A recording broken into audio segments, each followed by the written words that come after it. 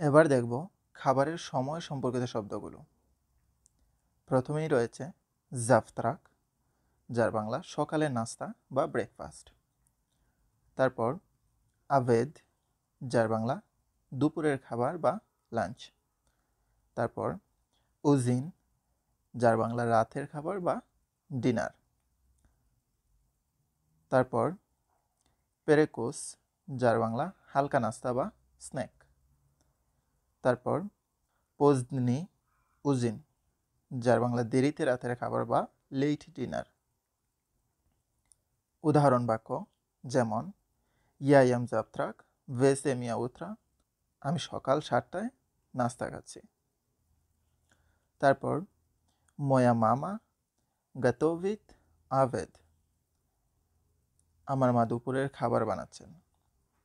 অথবা মি উজিনায়েম ভোমেস্তে ভে সেম চাসব, যার বাংলা আমরা একসাথে 7টায় রাতের খাবার খাচ্ছি। তারপর পাসলে স্কোলি ইয়া পেরেকুসিল ইয়াবলুকুম, স্কুলের পরে আমি হালকা নাস্তা হিসাবে আপেল খেলাম। তারপর সেরা মি পোজদনা উজিনালি, যার বাংলা আমরা গতকাল দেরিতে রাতের খাবার খেয়েছি।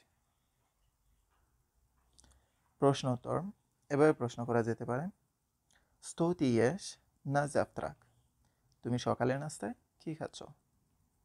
উত্তর হতে পারে ইয়াম ইয়েছো ইখল্যাব, আমি ডিম ও রুটি খাচ্ছি।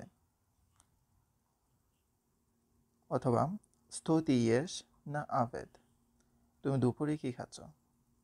উত্তর হতে পারে মি উজিনায়াম সালাদ ই রিভু, আমরা রাতের খাবারে সালাদ ও মাছ খাচ্ছি।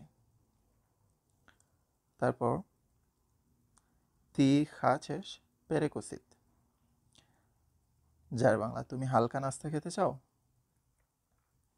উত্তর হতে পারে দা ইয়া খাচু ইয়াবলকো, হ্যাঁ আমি আপেল খেতে চাই। তো আজ এ পর্যন্তই, দেখা হচ্ছে পরবর্তী ভিডিওতে।